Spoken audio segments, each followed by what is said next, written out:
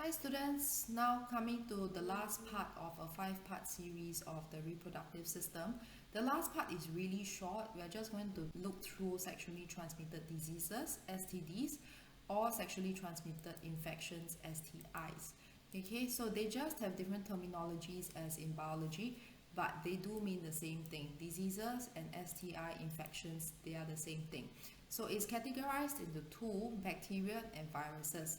So bacteria, we have got gonorrhea as well as syphilis. So because both are bacteria in nature, which means that they can both be dissolved or both can be resolved using antibiotics. And both sorts of transmissions are through promiscuous activities with an infected partner. Alright, now syphilis runs through 3 stages, whereas for gonorrhea, you will have, or the individual affected will have all these different symptoms that is being noted. Okay, burning sensation when urinating mimic that of a urinary tract infection along with a yellow-green discharge. So since both of the first two will mimic that of a urinary tract infection, most individuals do not think too much of it until to the later part where sores start to appear on the throat.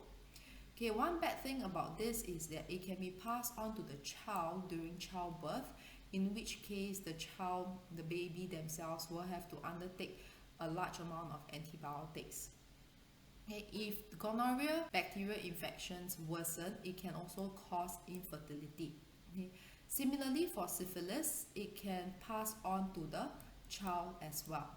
Okay, so syphilis is worse than gonorrhea because it is passed on by direct contact with the sores that can appear in the genital area, the lips and the mouth.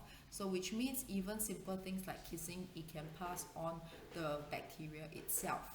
Alright, so if the person's body itself is strong enough to fight off this particular infection through the use of white blood cells, so recall that you have got 2 types of white blood cells from your earlier topic.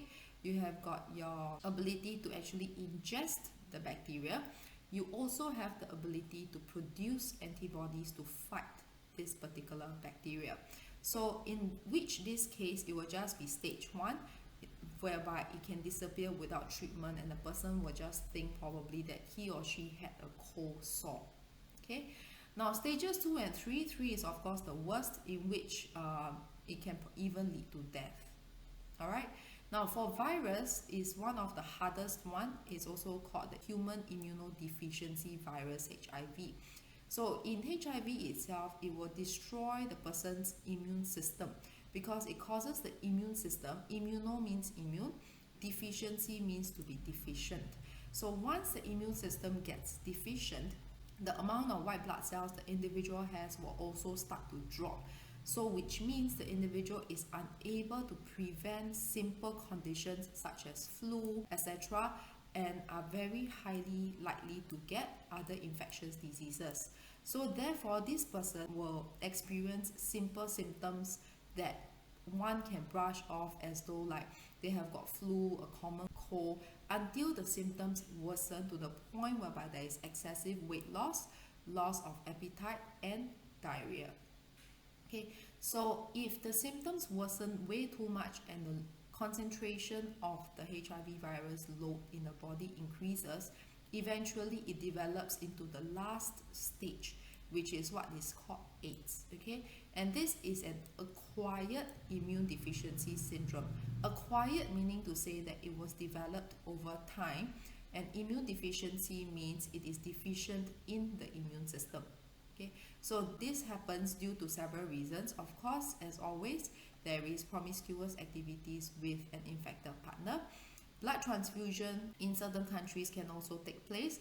Thankfully, in Singapore itself, the blood that we get during blood transfusion is thoroughly checked before giving it to the recipient. From mother to babies and open wounds as well.